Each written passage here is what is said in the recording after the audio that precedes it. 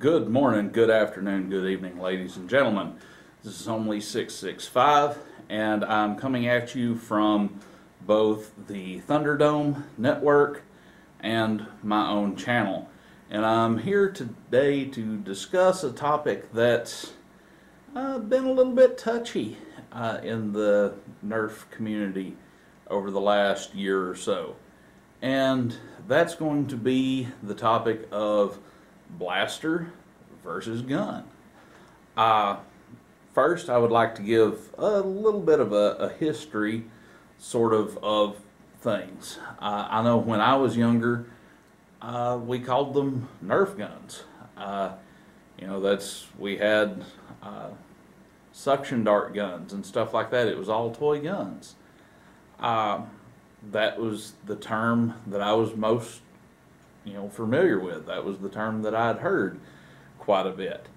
However, nowadays with Hasbro, they try to use the term blaster a little bit more. That's sort of what they encourage people to use. And to kind of go back and look a little bit as to maybe why that is, here in the United States, the past several years, we've had several issues with gun violence. Some of it school related. A lot of things have been in public places. I can remember when I was in high school, the incident at Columbine in Colorado happened, and I can remember, theater shootings and different things. And here in my home state of Tennessee, we've even had some experience with some people bringing guns to school and committing acts of violence. So, that's something not anyone is really immune to anymore. But this is a Nerf blaster. And I say blaster because that's the appropriate term from the community at this point. Most people, if you go and you pick one of these up at your local Walmart or somewhere like that, you'll get a comment. I know I get tons of comments, especially somebody my age. They think I'm buying it for birthday presents and such as that, but get a lot of comments about, oh, you're buying a Nerf gun. Who's the Nerf gun for? Why are you getting the Nerf gun? You're buying them for kids and whatnot, but Nerf blaster is the term that we're using right now, and I know there's been some discussion. Rob from Thunderdome, he still calls them Nerf guns, and he has worked to kind of perpetuate that term a little bit himself because, again, that's the term a lot of people are familiar with outside of our hobby, outside of the Nerf community. But in this day and age, I don't really know that that's a winning battle. Because of some recent issues that have arisen, I do think that more people in the hobby are going to need to transition to being more comfortable using the term blaster. Because within the last year, we had an Australian buy-sell trade group that, because the word gun was used pretty regularly in posts and comments and things like that, Facebook was pretty well continually shutting them down. So they pretty well had to close up shop and shift over to other things. Different social media sites and apps and things have began using different rules and different standards on things, and they look for people using the word gun as sort of a catch word, and they have closed groups, they've done different things. So I think that we as a hobby, in order for us to keep communicating through websites like Facebook, to keep using programs like Discord, which I've not heard of any exact issues with Discord just yet, but I expect this video to even get a flag on YouTube because I'm using the word gun, and I'm saying the word gun multiple times.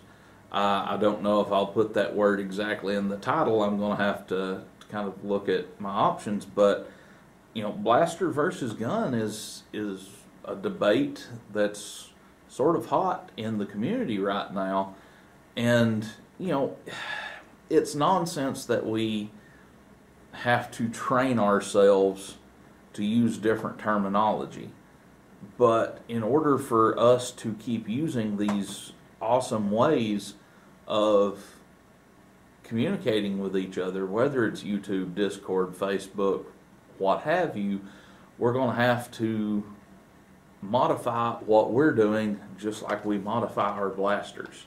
In order to keep growing the community and to keep making the community better, we're going to have to change the way that we've done things somewhat. So, and even the terms that we use to describe some of our game styles.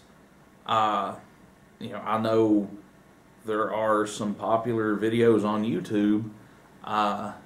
One popular content creator has a Nerf gun game that he does videos of.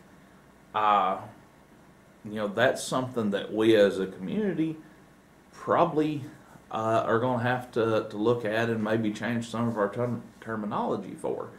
There was a recent college group that was playing a game type that was similar to what most of us refer to as VIP, but they decided to call it President instead. And a local news outlet decided that since those students were trying to get the person that was the VIP, that meant those kids were trying to kill what they said the name of the VIP was. So, that's not necessarily the best thing for us. That's negative press, and it's just because instead of saying VIP, they called it President.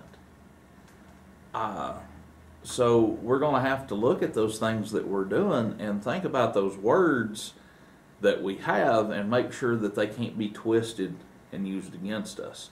The Nerf community, and I know there's arguments from time to time, and there's talk of different things, and there's arguments and there's discussions, and not everybody gets along, but the Nerf community as a whole is a pretty easy group to get along with for the most part.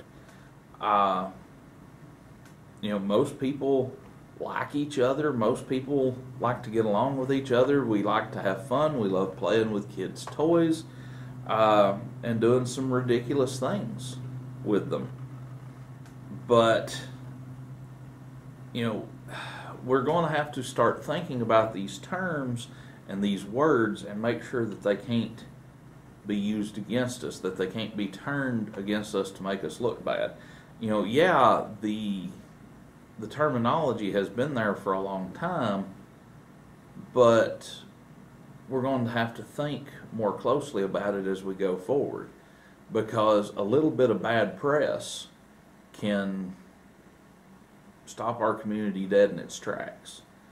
I love this community. I want to see it grow. I want to see people having fun and enjoying themselves.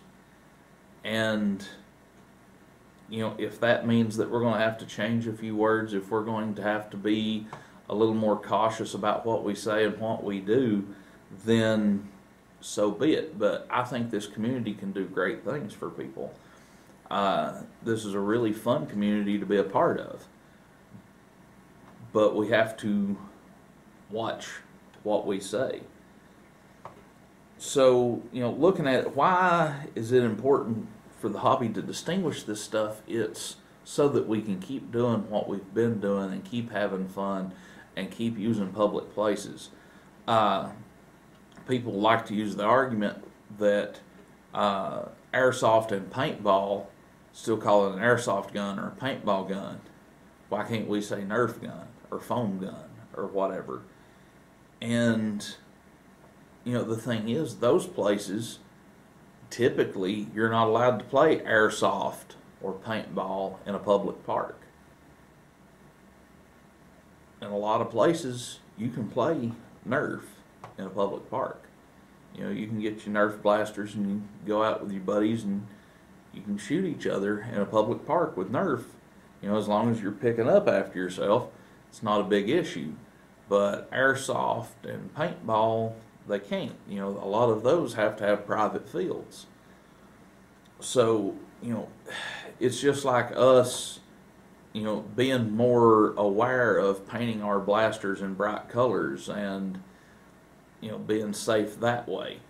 Because if you've got people running around in a public park and they're using the word gun, and instead of saying darts, they're saying bullets, that throws up red flags with people in the public.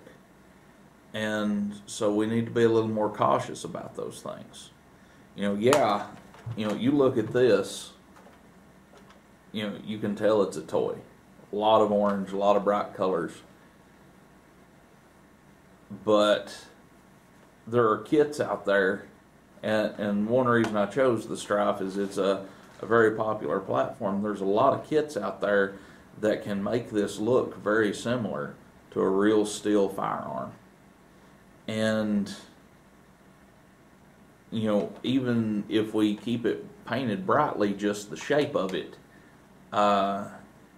can throw people off. And there's brightly painted firearms. I mean, I saw a picture on Facebook myself the other day of a brightly painted semi-automatic rifle.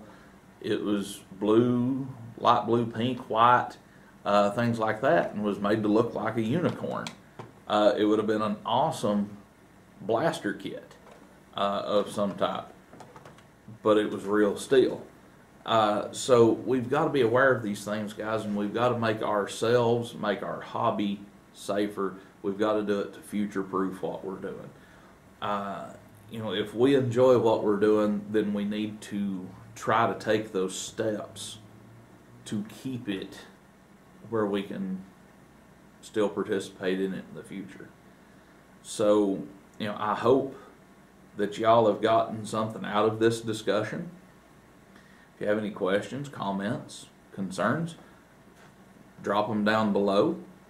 I'll be watching those comments, and I'd be happy to communicate with you on those. Because, I mean, this is an open discussion. This is something that we need to talk about. And I hope it's something that we as a group in the NIC can take a step towards that shift, because, you know, if we have a pretty solid group that's still going to keep calling them Nerf guns, and we've got a pretty solid group that's wanting to call them blasters, that's going to cause a divide in our community that we don't really need at this point. Our hobby is at a point of jumping off and growing into something big. We've got the third End War coming up this summer, and that grew from NVZ before that. So, you know, it's almost like it's been around 4 years. But it's a huge international event. There were people there from, Australia and England and Germany and a bunch of different places last year, and from all over the United States. It was a huge event. You've got Foam Fest that's coming up pretty soon over in England. I think is it Wigan? It might be. I hope those guys have a huge event over there. Wish them the best with that. Kind of wish it was a closer drive for me. But you've got Foam Fest going on in England. We've got the Blaster Tag Association that is trying to give us a nationally recognized format that we can compare our games on a nationwide scale and kind of compete against each other at distance. The Atomic Dart League in Atlanta is part of that. And they've got chapters or places growing all over that are connected to that. You've got the Blaster League, National Blaster League, that essentially it started as to me it looked like pro wrestling for the foam flinging business, but it's getting us attention. I don't know that we'll ever get back to a point of like with the dart tag contests that Hasbro sponsored and had a national finals for and all of those things, but that's a direction that we're heading towards. I mean, the Blaster League, National Blaster League, has some corporate sponsorship going on. I don't know that there'll be televised events. I don't know if it'll show up on ESPN like the dart tag stuff did, but it's a step in the right direction. It's a step towards growing this hobby and getting some recognition for what it is that we do. And I think we're seeing some great growth right now, and it could be huge. And we need to figure out a way to keep that growth going and to keep it positive. So the best way we can do that is to communicate with each other and to use words that are more friendly for the public. So that's my thoughts on things. I'd like to know yours. Drop them in the comments below. Message me, whatever. And I think this is an open discourse. And to those other creators that are a part of the Thunderdome Network, I challenge you to make a video on this topic and let me know your thoughts. The more discussion that we get about this and the more open that we are, the better off that our community and our hobby is going to be. So I hope you've enjoyed this video. I hope you've got a little something out of it, maybe give you something to think about. This has been Home Lee, and I'm telling you, ladies and gentlemen, to keep flinging that foam. Have a good evening.